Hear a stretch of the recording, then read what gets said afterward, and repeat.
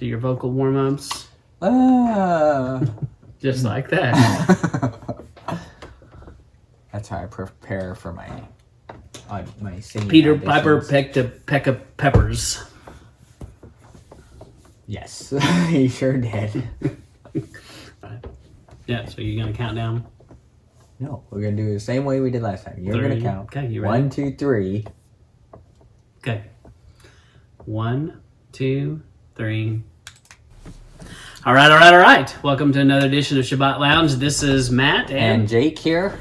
We're coming to you doing another Torah talk with you. Yes. And today we're going to talk about Noah. This would be the second Torah portion. Yes, week 2, if you will. And so It's a very weak 2, by the way. week 2. Yes, not a strong 2. So we like this Torah portion. Do you still think this looks like the French Alps? I don't know. No. I've never been there, but No. it's pretty sweet. It's a sweet picture. It does look like something bad is about to happen to the ark. Yeah. Doesn't seem like it's gonna make it. No. Maybe maybe this is right before it finds the dry land. I don't know. Sure. So anyway, we are going to look at the story of Noah in week 2. So Noah, we see, was a righteous man. In the words of Miss Poole, he was a righteous dude. Righteous. If you know who Miss Poole was. Righteous man in his generation. That's right. Right. And so we talked about that, what does that mean? And so that's something to kick the tires on for sure. Yeah. But he was asked to build a covering, and you go back to the wedding model, a man had to build a house for his bride. Yes. And he did. He built a covering. Yep. And he covered it with pitch, and that word there is atonement. Very good. So. And Yahuwah closes the door. Yes. And seals it with his atonement. Yes. Lots of things you could say there. And they go through a water ritual, a water baptism, if you will. Yes. A mikveh, a giant mikveh, that the Yes. whole world goes The under. giantest of mikvah. Yes, so there's no bigger one than this one. So if you look at the people on board with him, you've got Ham, which doesn't seem like a good name anyway, if you're following all these things. Although ham is really just the way that the meat's prepared, because you have turkey ham and things like that. But Good. it's the seasoning and the way the meat's prepared. Right, that makes sense. So when you Although we know what happens with ham, so I mean. Yes, it's bad. Don't eat ham. So when you look this up, one of the things is it could mean hot or protective wall. And some other translations even show it could refer to skin color, and that it might be pigmentation of the skin, which is kind of interesting. And then Shem, we did a talk about that. I think it's gold on the ceiling. Gold on the ceiling. And the term Shem is connected to Shemini. Shemini, something like that. Which is fame and glory, and what do you know? Here it is. So it's renowned, it's your essence. And so Shem is the good one in this bunch, for sure. Shem is the one that the lineage of Yeshua comes through, and is the one that is considered to have taught Abram or Abraham. So it makes sense that's what his name would mean. And then you have Japheth and formless expansion, which seems to kind of fit creation and Noah, because this is kind of like another creation that happens. Yeah. And I think Japheth is kind of the person we know the least about. Yeah. So he's very formless, maybe. Mm-hmm. I don't know. I just threw that in there. That's good. And then you have in this Noah account that it never rained, and that maybe they only eat plants up until the flood. So I don't know. What do you think? I think that's a common point that people make. I don't know that. See, absence of evidence isn't evidence of absence. So just because he doesn't say they could eat animals before, we know that the plants' diet was something from the garden. But as you may have known from the last portion we talked about, my view of it is that Torah was always. And so if the food laws were always, then Right. then, all right, so Galatians says the law came because of transgression. Transgression happened in the garden, so then the law came. So that's when I would think that food laws came, because they're sacrificing animals. A lot of the sacrifices for the priesthood involved eating them, too. Yeah. So, And some people make an argument that they ate plants up until the sin and up until those first sacrifices in the garden. I've heard that too. Yeah. But yeah, I tend to agree that the law was there from the beginning. It wasn't a new thing. So, but definitely, those are things that people have talked about before. And then another thing that you might not notice, we all have seen the nursery rhymes. Here's a bit of propaganda. Notice how many times when you see pictures and images of Noah's Ark, it's in songs and stories about the animals that came 2 by 2. yeah, so my standard question is, hey, Matt, how many of each animal did Moses take on the ark? It depends. Does it? Yes. Give me an answer. Some animals there were pairs, but it says there were 7 pairs of clean animals. So you did not catch my trick there. I said, how many of each animal did Moses take on the ark? Oh, I didn't catch Moses. Yeah. Got him. And then everyone will say 2, and then you give them the 7, right? So Yeah. Once again, the Hebrew hammer strikes again. that's exactly. So, but the 7 pairs, a lot of people have missed that. A lot of people who draw these pictures and, but it's another interesting moment. Noah is in some ways like Adam again, because you have this moment where Adam names all the animals, and you have to believe all the animals came to him. And, he did. I don't think he became a cowboy and rounded up every animal in the world. I don't think that. I think they literally came to him and, lined up in a line. And He wasn't lassoing crickets? Yeah, I don't think so.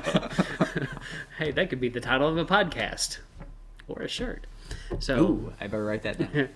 but Noah does seem to have this moment where you envision all these animals just lining up and being obedient, and not all animals were obedient, which is not at this time. which is kind of interesting too, to think about that. There were some animals that didn't want to go. Yeah.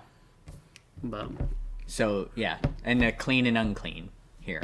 There's obviously that was already in but place. Jake, that's before the law. No, you see, it is. That's the conundrum we find ourselves in. Yes. And I think that makes a strong argument that the law was already in place, because how does he even know what clean and unclean is? Because that doesn't happen until Moses. Unless he's what playing people say. peekaboo with the commands. Yes. Well, Moses did write this. Yeah, that's true. So, but anyway, I do believe they knew a lot more sometimes than we give them credit for. Yeah. And then you've got the Genesis 6. And so if you've never researched that, you probably should check that out. Who are the Nephilim? In the King James, old King Jimmy calls them heroes of old. Some people could even theorize that these become mythology, or what mythology is based on. I'm not saying that I believe mythology happened exactly like it said, but I do believe that's very possible that mythology could be based upon these legends that happened here. Yeah, men of renown. Now, I think one of the translations of this is tyrants. Mm-hmm. So it's basically people that were large and in charge. They weren't good. Yeah. No. Yeah, they didn't have No. any. And this is a kid, and is an old traditional church that I was a part of. I was like, heroes. Awesome. Yeah. Sound pretty cool. Yeah. I like heroes. Yeah. And then I realized that, these Oh, was wait. not a good thing. He's about to flood all this. Yes. Which it brings up hero worship of today and Oh, yeah. superheroes. And so, you do have to think about, is that okay to be all into the Avengers and these things? I mean, it is just a movie, but is it glorifying these same kind of things? Maybe. Right. Yeah, what's the glory that it's pointing to? And first off, let's just face it. The logic of Avengers, especially the one, I'm going to offend some people here, where they're at the airport and they destroy the place trying to save something. I'm like, how did that help? You just destroyed billions of dollars. Yes, so. but the bad guys were going to destroy trillions of dollars. Oh, okay, yeah, maybe so. So anyway, that's irrelevant. So, and you see this concept: did all of creation go bad? And I believe the text says that. So I have to believe that the plants and the animals and the humans, it was crazy. So, and then it opens up things like genetic engineering. Was this what made it all go bad? And then I also think you have to go, were these advanced civilizations? I think, you see the people talk about ancient aliens, and I believe there's some truth to what they're searching for, but it's not ancient aliens. It's probably these Nephilim Ancient beings Nephilims that taught people all of these crazy things. So yeah, that makes a lot more sense than aliens. Although they probably would have appeared as aliens if we saw to the these people guys, of the day. Well, and if we saw them today, I think it would be very alien-like. We wouldn't know. Well, because right,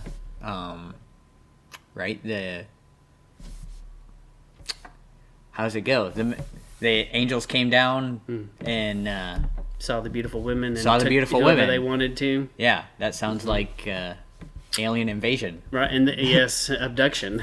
Yeah. And then Paul refers to it later when he tells the women they should cover their hair.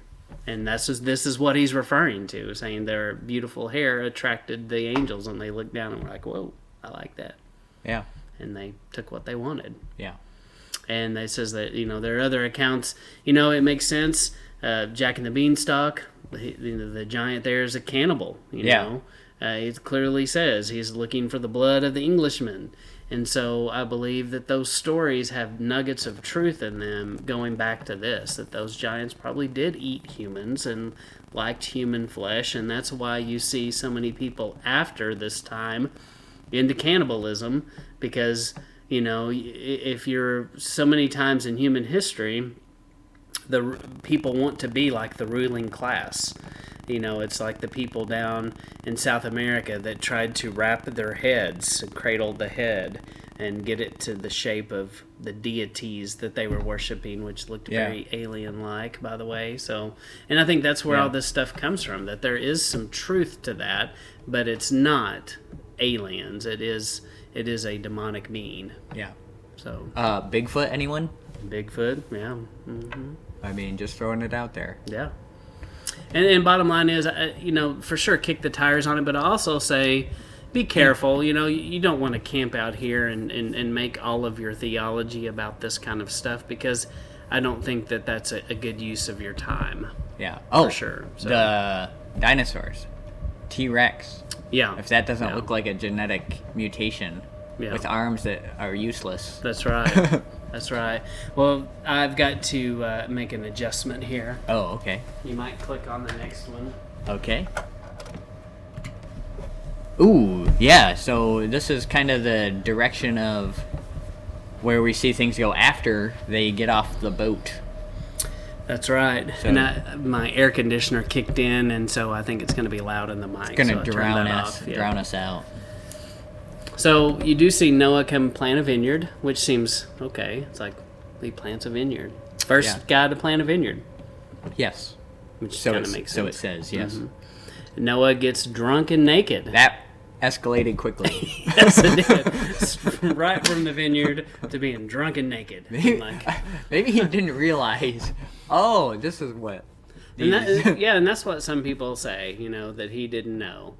That... maybe this is when alcohol gets... Did Noah invent alcohol?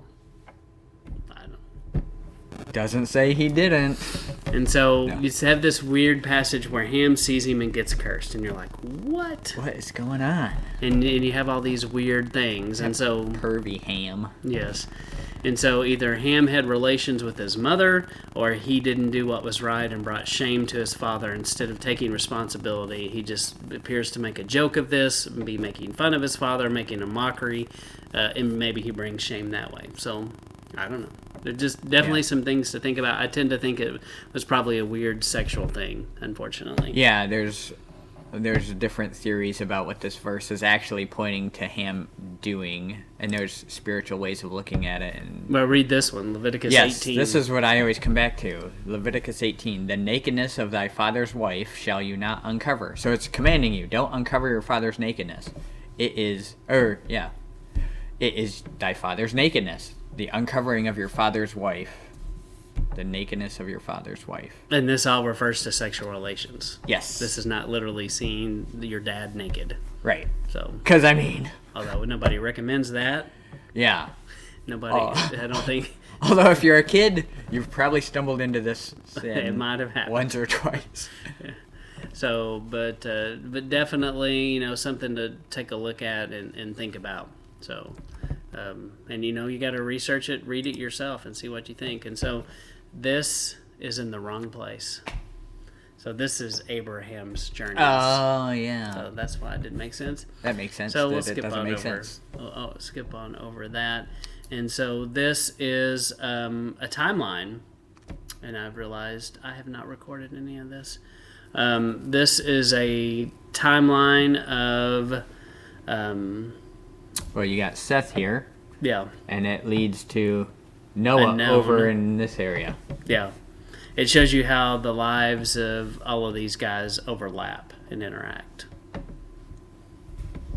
And then the next one shows something similar, but shows Yeah, so you Noah have and his Shem father. coming up to where Noah is. And it is taught often that Shem taught Noah what he knew, and that's how he, knew these things. And he's, in the lineage, directly bloodline. Wait, we said Shem. Shem. Wait, Yeah. that's not right. Shem's from Noah. That's right. Shem is from Noah. Shem teaches Abraham, Yeah. and so Noah definitely, his life overlapped Methuselah, Seth, and so all of those overlap, and so that is how Noah. Noah was in proximity to these guys, and Right, and he's they only would the have taught third him. generation. So Yeah. if Adam's walking with Yahweh, clearly he's telling Seth and his kids how to do sacrifices we know of. Yeah. And certainly other things. And then straight from Seth, Seth and Noah almost overlap. So it's really close to the beginning of time because of how old these people lived. And so it's not out of the realm to think that Noah had heard these stories from his family. Yeah. And once again, this came from Adam's synchronological chart. Yes. And you can find this, and it's a JPEG, and on a computer you can zoom in and get close using Control minus and Control plus, and it's worth taking a look at. There's a lot of information just looking at the timeline and seeing how their lives overlapped. And so often when you just read the text, you kind of forget maybe, some of this, how overlapping their lives were. Yeah, it can be confusing of, well, who's alive at the time of who? Yeah. Well, whom? Which one's correct? I don't know. And this shows you how, Methuselah dies right at the flood. The black line is the deluge. And so, Methuselah, we definitely, does it say he was a righteous man? I don't know if it does, but we assume that he probably was. Because he dies before the flood. I think that's kind of a tale that tells you he probably was a good guy, but he was not as righteous as Noah, possibly, because Noah's chosen. Methuselah, maybe he was just too old. Well, man, he's old. Yeah, he's real old. And but there's some interesting things with that for sure. But to me, if Methuselah died in the flood, which it is believed that he died, right before. Yeah. But if he would have died in the flood, to me that would be judgment. Right. Anyway. And Lamech too. So, I would agree. but it kind of shows you, a little bit the timeline and then what happens afterwards. And it shows you Nimrod quickly, is coming out of the line of Ham, Egypt, Canaan, so you can, you see a lot of nation building that happens here. Yeah. And this is a zoom in after the flood. You got the Tower of Babel, and it shows you kind of the dispersion of the nations. And so something else to think about this is really the first dispersion. We talk a lot about how the Jewish people were dispersed, and we tend to believe, we call them Hebrews or Israel, and this is the first example of scattering. A group of people coming in. Noah, his descendants coming into this, and then they're dispersed all over the world. And then we will shortly see Abraham get called out of this group. Yeah. It's definitely a cycle. And so we believe we're in that cycle again, where people are waking up to the Torah, waking up to truth, and being called out of Babylon once again, except this time it's different, where Abraham, it was just one guy. There's lots of us today. Yeah. And so this kind of shows you, where the different nations come from, and the descendants of Shem, Ham, and Japheth in different countries. And so it is believed that from Shem you get the Persians, Assyrians, you get Abraham, you get the Jews, the Lydians, Syrians, and then Ham you get the Babylonians, Egyptians, Libyans, Phoenicians, which it sounds like all the bad guys. It does kind of. And then you got Japheth, who has Germans, the Turks, the Huns, the Finns, the Medes, the Spaniards, Greeks, and the Romans. The Tartar sauce, I'm not sure. Muscovites, and the Thracians. Yeah, I don't even know some of these. But, interesting. Definitely a lot in this. And so we just, once again, we want to thank you for taking a minute to listen to our Torah talk. Yep. And tune in for the rest of them That's as right. we go. Talking Torah with Sabbath Lounge. Thank you for checking us out.